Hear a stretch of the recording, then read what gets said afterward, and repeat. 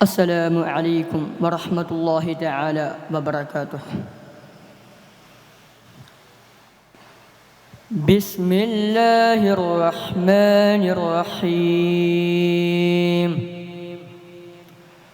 تبت يدا أبي لهب وتب ما أغنى ماله وما كسب سيصلى نارا ذات لهب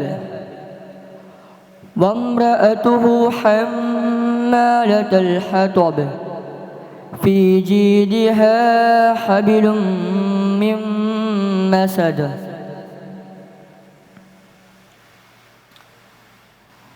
بسم الله والحمد لله والصلاة والسلام على أشرف المرسلين أما بعد. ഖുർആനിലെ അത്ഭുത സൂറത്തുൽ മസദ്.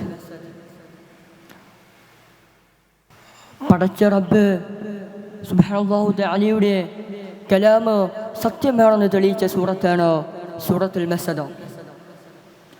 പ്രവാചകൻ മുത്തു മുഹമ്മദ് മുസ്തഫ സ്വല്ലല്ലാഹു അലൈഹി വസല്ലമ തങ്ങളെ ശത്രുത വെച്ച് വധിക്കാൻ ശ്രമിക്കുകയും ചെയ്ത അബൂലഹബ് നരകത്തിലാണെന്ന് പറയുകയും ചെയ്തപ്പോൾ ഇത് സത്യമാണ്, അഥവാ ഈ സൂറത്ത് ഇറങ്ങിയതിന് ശേഷം അഥവാ അബൂലഹബ് മുസ്ലിം ആവുകയോ അല്ലെങ്കിൽ മുസ്ലിം ആവുക എന്ന വാദം ഉന്നയിക്കുകയോ ചെയ്തിട്ടുണ്ടായിരുന്നുവെങ്കിൽ അല്ലാഹു തആലയുടെ കലാമായ ഈ സൂറത്ത് സത്യമാകുമായിരുന്നില്ല. ഈ സൂറത്തിലെ ഓരോ ആയത്തുകൾ ഇറങ്ങാനും പല പശ്ചാത്തലങ്ങളുണ്ട്. بسم الله الرحمن الرحيم.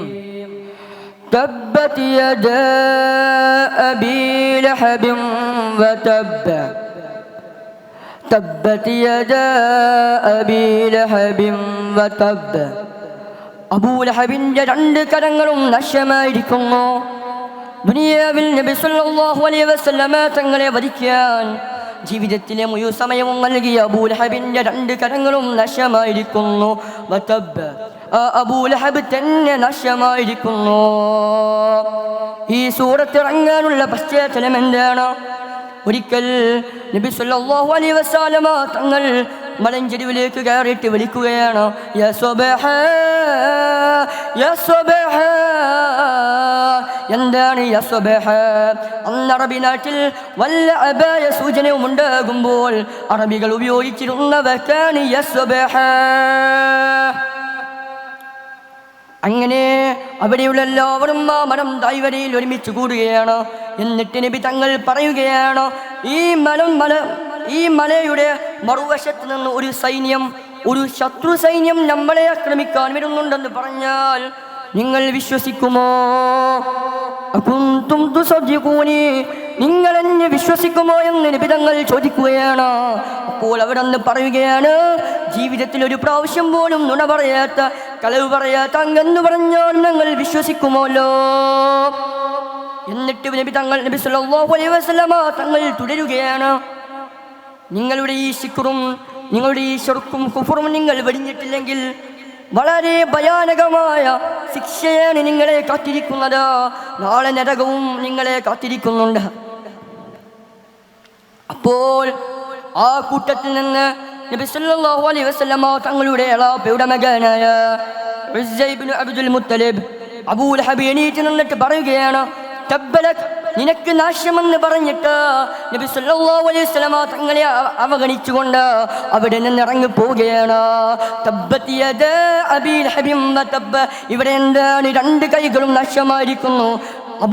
അബൂലഹബിന്റെ രണ്ട് കൈകളും നാശമായിരിക്കുന്നു എന്നുള്ളത് കൊണ്ട് ഉദ്ദേശിക്കുന്നത് എന്താണ്? പല മുഫസ്സിരീങ്ങളും പറയുന്നുണ്ട്.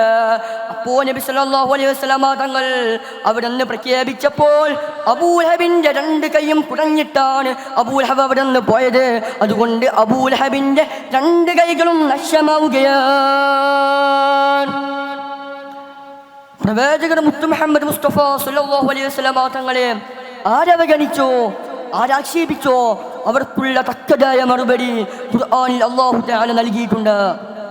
സൂറത്തുൽ കൗസർ നബി സല്ലല്ലാഹു അലൈഹി വസല്ലമ തങ്ങളെ അബുത്തറന്ന് വിളിച്ചു പറഞ്ഞ ഒരുത്തിനെതിരെയായിട്ടല്ലായിരുന്നു അല്ലാഹു തആല ഇറക്കിയത്. സൂറത്തുൽ കഹ്ഫിലെ ആദ്യത്തെ 15 ആയത്തുകളും അഖ്ലിസ് ഇബ്നു ശുറൈത്ത് എന്ന നബി സല്ലല്ലാഹു അലൈഹി വസല്ലമ തങ്ങളെ ഭ്രാന്തനെന്ന് വിളിച്ചു കളിയാക്കിയ ഒരുത്തിനെതിരെയായിട്ടായിരുന്നു അല്ലാഹു തആല ഇറക്കിയത്. അവൻ വ്യഭിചാരത്തിലുണ്ടായവനാണെന്ന് തന്നെ അല്ലാഹു തആല തെളിയിച്ചു.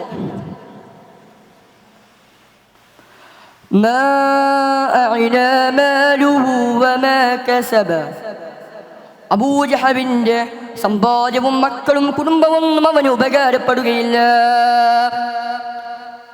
ഈ സൂറത്തിറങ്ങാനുള്ള പശ്ചാത്തലം എന്താണ്? ഒരിക്കൽ അബൂ ലഹബ് പറയുകയാണ്, എൻ്റെ എളാപ്പയുടെ മകൻ മുഹമ്മദ് പറയുന്ന നരകവും സ്വർഗവും സത്യമാണെങ്കിൽ എൻ്റെ സമ്പാദ്യവും എൻ്റെ മകളെയും കൊടുത്തിട്ട് ഞാൻ ആ നരകത്തിൽ നിന്ന് സ്വർഗത്തിലേക്ക് രക്ഷപ്പെടുമെന്ന് പറയുകയാണ്. അപ്പോഴാണ് അല്ലാഹു തആല ഈ സൂറത്ത് ഇറക്കുന്നത്. അവൻ്റെ ആ അബൂ ലഹബിൻ്റെ സമ്പാദ്യവും കുടുംബവും ഒന്നും അവന് ഉപകാരപ്പെടുകയില്ല. അതുമാത്രമല്ല, വളരെ തീജ്വാലകൾ കൂടിയ നരകത്തിലേക്ക് അവനെ എടുത്തെറിയപ്പെടുക തന്നെ ചെയ്യും. ആ അബൂ ലഹബ് പ്രവേശിക്കുക തന്നെ ചെയ്യും.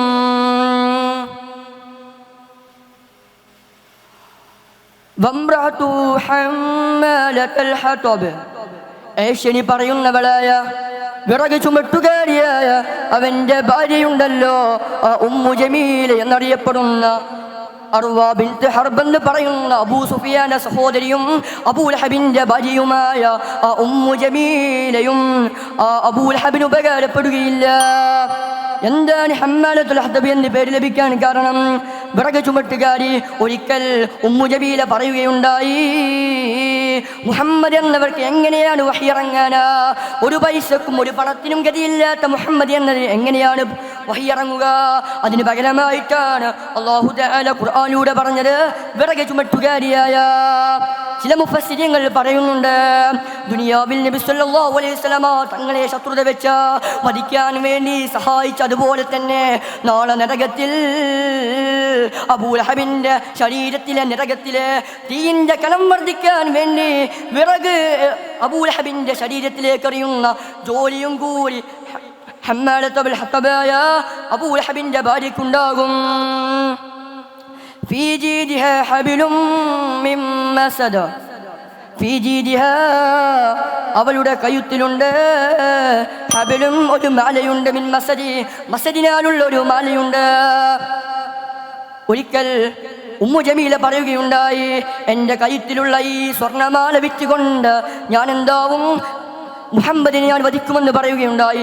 ഇതിന് പകരമായിട്ടാണ് അല്ലാഹു തആല ഖുർആനിൽ ഈ ആയത്ത് ഇറക്കിയത്. എന്നിട്ട് ഈ ഈ സൂറത്തിറങ്ങി കഴിഞ്ഞതിന് ശേഷം ഇത് കേട്ട ഉമ്മു ജമീലയെ ആക്ഷേപിച്ചതറിഞ്ഞ ഉമ്മു ജമീലയും തന്റെ ഭർത്താവായ അബൂ ലഹബിനെയും ആക്ഷേപിച്ചതറിഞ്ഞ ഉമ്മു ജമീല മുഹമ്മദ് മുസ്തഫ സ്വല്ലല്ലാഹു അലൈഹി വസല്ലമ തങ്ങളുടെ അടുത്തേക്ക് പോവുകയാണ്. അങ്ങനെ വൈമന്തി അബൂബക്കർ സിദ്ദീഖ് റളിയല്ലാഹു അൻഹുവിനെ കാണുകയാണ്. അവരോട് ചോദിക്കുകയാണ്, നിന്റെ കൂട്ടുകാരൻ മുഹമ്മദ് എന്നെ ആക്ഷേപിച്ചോ? അപ്പോൾ അബൂബക്കർ സിദ്ദീഖ് റളിയല്ലാഹു അൻഹു പറഞ്ഞു, ആക്ഷേപിച്ചിട്ടില്ല.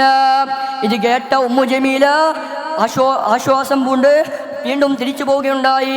യഥാർത്ഥത്തിൽ അല്ലാഹുവാണ് ഉമ്മു ജമീലയെയും അബൂ ലഹബിനെയും ആക്ഷേപിച്ചത്, നബി സല്ലല്ലാഹു അലൈഹി വസല്ലമ തങ്ങളല്ല. പ്രവാചകൻ മുഹമ്മദ് മുസ്തഫ സല്ലല്ലാഹു അലൈഹി വസല്ലമ തങ്ങളെ ആര് ശനി പറഞ്ഞോ, ആര് വേണ്ടാത്തനം പറഞ്ഞോ, ആര് നല്ലതല്ലാത്തത് പറഞ്ഞോ, അവർക്ക് തക്കതായ മറുപടി അല്ലാഹു തആല ഖുർആനിലൂടെ നിമിഷങ്ങൾക്കകം പ്രഖ്യാപിച്ചിട്ടുണ്ട്. അല്ലാഹു തആല നമ്മെ ഖുർആൻ പഠിക്കുന്നവരിലും അത് പ്രചരിപ്പിക്കുന്നവരിലും പെടുത്തുമാറാവട്ടെ. അസ്സലാമു അലൈക്കും.